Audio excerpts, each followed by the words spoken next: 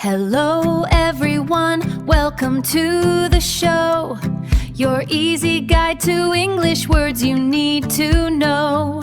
Let's go exploring far and near. Hello and welcome to this deep dive. Today you're going to explore the beautiful and wild Isle Royale National Park. It is wonderful to have you joining us to learn about this amazing place hidden out in the water. Yes, welcome. In this deep dive, our mission is to explore a wild, roadless island. It sits right in the middle of Lake Superior up in Michigan. And you will learn all about its amazing animals today. Exactly. You will also learn the practical English phrases you need to travel there safely. I am here to be your guide for useful travel English. And I will be exploring the stories and the science of the park with you. You know, Isle Royale is one of the least visited national parks. That is true. It is very isolated. Right. It is far away from big cities and busy roads. But that isolation is exactly what makes it such a beautiful, peaceful place. Because there are no roads, planning your trip requires a little bit of effort. So you cannot just drive your car up to the park gate. No, you cannot drive a car there at all. First, you have to cross the very deep, cold water of Lake Superior. Well, if you cannot drive, how do you actually get to the island? You have two main choices for getting there. The first option is to take a ferry. Let us explain that word. What is a ferry? A ferry is just a very large boat. It is designed to carry people safely across the water. So you ride this big boat for a few hours to reach the island. Yes, exactly. And the second option is to take a seaplane. And a seaplane is a special type of airplane. Right. It is an airplane that can actually land safely right on the water. All of those options sound like a fun adventure. They really are. Yeah. You can take the Ranger the Third ferry or another boat called the Voyager 2. Or you can fly with Isle Royale seaplanes. So let us focus on booking that trip. I have a useful English phrase for you to practice. What is the phrase? When you call the office to buy a ticket for the big boat, you can say, "I would like to reserve a spot on the ferry." Let me try that. I would like to reserve a spot on the ferry. Perfect. To reserve a spot just means you are asking them to save a suite specifically for you. That is very useful. Yeah. You can say that on the telephone. Yes. But, there is something very important to know about when you visit. Oh, right. The weather is a big factor. It is. I have a crucial tip for you. This is something you must avoid. The park is completely closed in the winter. Completely closed. That is pretty rare for a national park. Yes, you must not plan a trip between November 1st and April 15th. Why can't you go there in the winter at all? The winter weather on Lake Superior is incredibly fierce. It is freezing cold, and the water turns to ice. So the ferries stop running because it's too dangerous for the boats. Exactly. During the winter, the island belongs only to the wild animals and the deep snow. That makes perfect sense. So you must plan your trip for the spring, summer, or fall. Right. Now let us move beyond the logistics and talk about those wild animals. Yes, Isle Royale is famous around the world for its animals. When you visit in the summer, you might see wolves and moose. Because the island is so isolated, scientists study the relationship between these two animals. This is a great time to learn two science words in English. I love learning science words. What are they? Predator and prey. We call the wolf the predator. A predator is an animal that hunts and eats other animals to survive. And the moose is its prey. Prey is the word for the animal that is being hunted. Exactly. The predator hunts the prey. The dynamic here is really fascinating. The island is surrounded by freezing water, so the wolves and the moose cannot easily leave. They are stuck together in this giant forest. Right, and this makes it a perfect natural laboratory. In fact, scientists have been studying the wolves and moose here for a very long time. How long have they been studying them? Since 1958. It is the longest continuous scientific study of predators and prey anywhere in the world. Wow, 1958. That means they have watched the exact same animal families for decades. Yes, they track how many wolves are born and how many moose survive the winter. Where do the scientists live while they do this work? They use a place called Bangsund Cabin. It is a small, simple wooden house near the water. That sounds beautiful. But I understand normal people can help the scientists too. They can. This is the really fun part. Normal people can volunteer. They are called citizen scientists. A citizen scientist. So that is just an everyday person, like a teacher or a student. Exactly. They volunteer to help collect real scientific data. On the island, they have special trips called Moose Watch expeditions. What exactly do you do on a moose watch expedition? Well, it is very hard work. You spend a whole week hiking deep into the thick forest. So you do not walk on the normal trails. No, you walk through the wild, messy brush. You are searching for moose bones. Moose bones. Yeah. When a moose dies, the bones are left behind in the forest. The volunteers find the bones, take pictures, and collect data. And this data helps the scientists understand how long the moose lived. Right. It is a fantastic way for everyday people to contribute to real science. It really is. But the wolves and the moose are not the only animals on the island. Not at all. If you sit quietly near the water, you will hear some beautiful birds. Like what kind of birds? You might hear the echoing call of the common loon out on the lake. Oh, I love the sound of loons. And if you walk in the forest, you might hear a loud tapping sound. That is a large bird called a woodpecker. And you might see beavers building dams in the water. Exactly. Or you might hear hundreds of small frogs singing loudly in the wet areas. The whole island is very active. With so much nature, there is a lot to experience. Let us talk about the must-see attractions and activities. Hiking is definitely the most popular activity. The island is an absolute paradise for people who love to walk. But you have to be ready for a challenge, right? Definitely. The island is very long.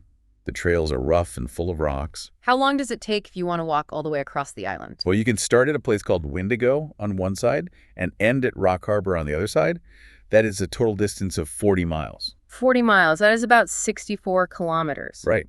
Most hikers take 4 to 6 days to finish this path. You have to carry your tent, your sleeping bag. And all your food and clothes in a heavy backpack. By the end of it, your feet will definitely be sore. They will be. But the views make it completely worth it. Now, maybe some visitors prefer to be in the water instead of walking through the forest. Oh, Lake Superior hides a lot of secrets.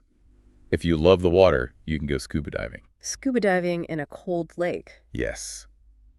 Deep under the cold surface, there are 10 major shipwrecks.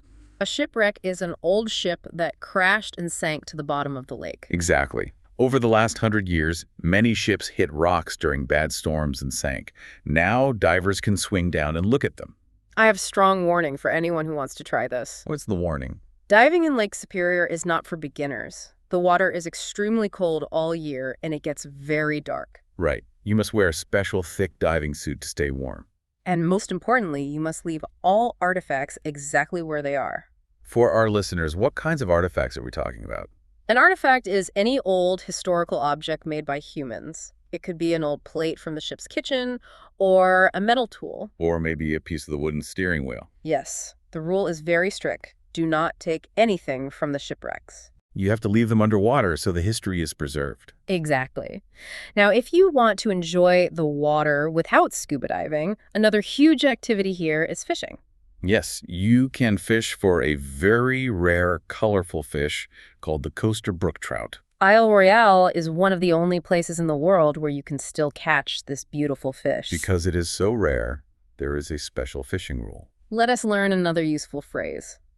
The rule is called catch and release. Catch and release, that is a great phrase. It means you can catch the fish with your fishing pole and hold it to look at its colors, but you must put the fish back in the water while it is still alive. So you cannot put the fish in a bucket or take it home. No, and you certainly cannot cook it for dinner. You release it, which means you let it swim away safely. That is such a smart rule. It protects the rare fish so they do not disappear forever. Right. Now let us talk about sleeping on the island. After a long day of hiking or fishing, you need to rest. But you do not check into a big hotel here. You sleep outside. That is right. You will be camping. I have a great travel phrase for this. Cross-country camping. Cross-country camping, what does that mean? It means you set up your tent out in the wild, completely away from regular campsites. So you do not sleep in an area that has public bathrooms or wooden tables? No, you sleep deep in the untouched forest. It is a true wilderness experience. That sounds adventurous, but you really need to be prepared. The ground is rough, and there are no clear paths. I have some practical tips if you want to try cross-country camping. First, you must bring a physical map made of paper. And second, you must bring a compass. Yes, a compass is a small tool that always points north. It helps you find your direction. Because you cannot rely on your mobile phone out there. There is absolutely no internet service in the forest. None at all. But I know some people do not want to sleep in the wild forest. What if you want to stay in a normal campground? The park definitely has normal campgrounds. But you need to learn a very important English phrase to understand how they work. The phrase is first come, first served. First come, first served. How does that rule actually work? It means the first person to arrive at the campground gets to sleep there. So you cannot call on the telephone months in advance to reserve a specific campsite. No, you cannot use a website either. You just have to walk there and arrive before other people. That encourages people to start their hikes early in the morning. It really does. If you arrive early, you will easily find an empty camp. If you arrive late, all the spots might be taken. Does this first come, first served rule apply to everyone? It applies if you have a small group. If your group has 6 people or fewer, you follow this rule. And what if you have a large group? If you have 7 or more people, you must make a special group reservation before you get on the ferry. Okay, so small groups just need to keep moving. You also need to keep track of stay limits. A stay limit tells you how many nights you are allowed to sleep in one specific campground. Right.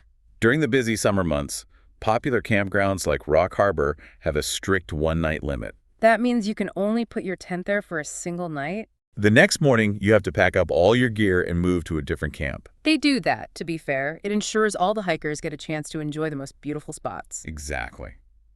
Before we finish our deep dive today, I want to share a touch of history with you. Oh, I love the history part. Isle Royale is not just for modern hikers. Human beings have been traveling to this island for thousands of years. Thousands of years. Yes. Long ago, the native Chippewa people made the dangerous journey across Lake Superior. That must have been so difficult in small boats. It was. They had a beautiful name for the island. They called it Minong. Minong. That is a wonderful name. What did they do on the island back then? They came to the island to mine copper.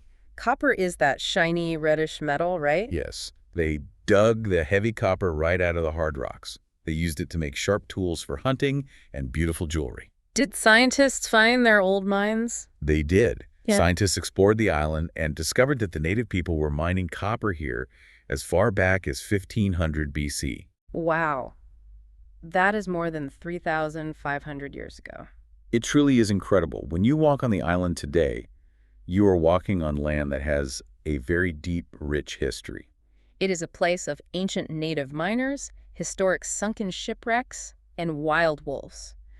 Let us review the practical English we learned today. That is a great idea. Isle Royale is remote, so it requires careful planning. Remember, you cannot go in the winter between November 1st and April 15th. And to get there, you can take a ferry or a seaplane. Right. You will need to say, I would like to reserve a spot on the ferry. And if you want to go fishing, you have to follow the catch and release rule. Put the fish back safely. And when you camp with a small group, remember the rule. First come, first served. Practicing these simple English phrases will make your adventure much smoother. Those are excellent reminders. Now, let us think about why this all matters. Why do people work so hard to travel to a place with no roads, no cars, and no internet? Well, in our normal daily lives, we are constantly surrounded by loud noises and bright screens. Exactly. A remote island like Isle Royale offers something very rare today: true peace and quiet. It forces you to disconnect from the busy world and reconnect with nature. It gives you a chance to simply listen to the wind in the trees and breathe perfectly clean air. That sounds wonderful. I want to leave you with a final thought today. One of the documents we read had a very beautiful quote about what wilderness really means. What did it say? It said that the true meaning of wilderness is a cultural matter. It has to do with the human spirit. It has to do with the human spirit. That is a powerful way to think about a national park. It really is. Wild places are not just about trees and rocks. They are about how we feel inside when we visit them. So true. So I want to ask you to think about this question today. When we travel to a place so isolated and untouched, how does it change our own human spirit? That is a wonderful question for everyone to think about. Thank you so much for learning with us today. Yes, thank you for joining us. Keep practicing your English, keep learning new travel phrases, and keep exploring the amazing world around you. Have a wonderful day, and we will talk to you next time on The Deep Dive.